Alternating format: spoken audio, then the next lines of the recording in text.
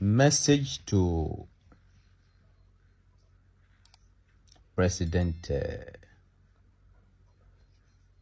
Tinubu Jagaban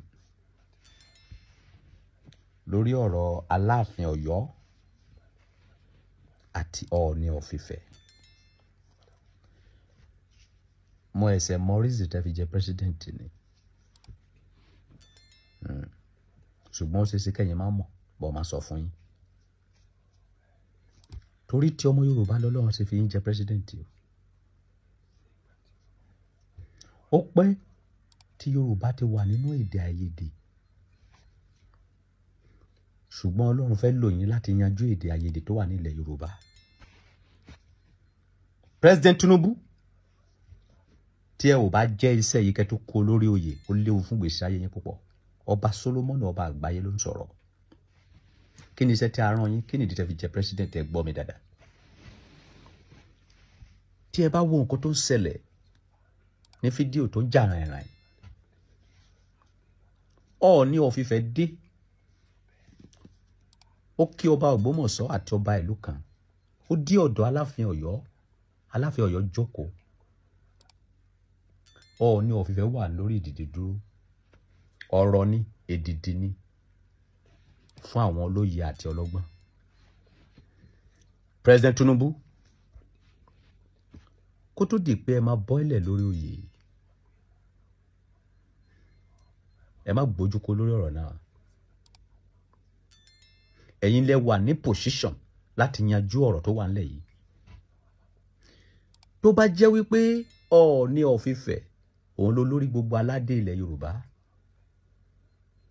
ẹ fún ní sàfítíkẹ́ẹ̀tì olórí gbogbo aládé kí gbogbo àwọn ọba tó kù kó mọ̀. Tó bá jẹ́ pé Aláàfin Ọ̀yọ́ òun ló lórí ọba ilẹ̀ gbogbo Yorùbá, ẹ fún ní sàfítíkẹ́ẹ̀tì kẹ́ jẹ́ kí gbogbo ilẹ̀ ọba ilẹ̀ Yorùbá kó mọ̀.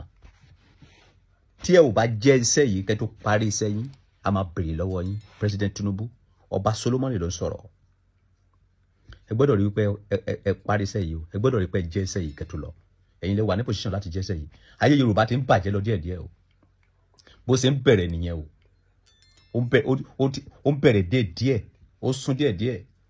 Tó bá pẹ́, Ọọ̀ni of Ifẹ̀ àti Aláàfin Ọ̀yọ́ wọn máa jàdùn aga. Tó bá pẹ́, ọmọ Ọ̀yọ́, ọmọ Ifẹ̀ wọ́n bẹ̀rẹ̀ sí kọjú ìjà ti ara wọn. Kó tó di pé ó máa di bẹ́ẹ̀, kó tó di pé ìjà máa happen láàrin gbogbo ilẹ̀ Yorùbá. President Tinubu, ẹ wá kàn sí sọ̀rọ̀ yìí o. Kì í ṣe ní bòókẹ́lẹ́. Ẹ jẹ́ kó yé gbogbo ọmọ Yorùbá wípé Ọọ̀ni of Ifẹ̀ òun ló lórí gbogbo aládé ilẹ̀ Yorùbá. Kẹ́ fún ní sàfítíkẹ́ẹ̀tì ẹ̀ kí gbogbo ayé mọ̀. Kí àwọn èèyàn yìí pa ìtàn kíntàn. Nǹkan tó ṣẹlẹ̀ lọ́wọ́lọ́wọ́ yìí, tí ẹ bá wà kan ṣe sí, á da ìlú rú, á da ilẹ̀ Yorùbá rú, á bà ilẹ̀ Yorùbá jẹ́.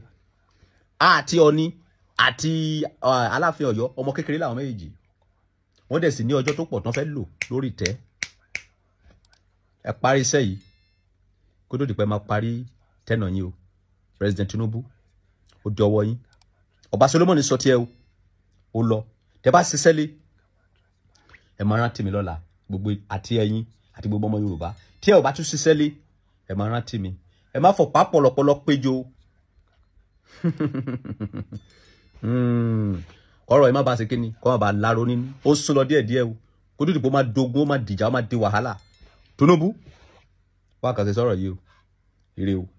Ọba àgbáyé ti tún sọ ti ọtí tún lọ nìyẹn o. God bless Nigeria. God bless Tinubu. God bless all Yorubas. Thank you very much.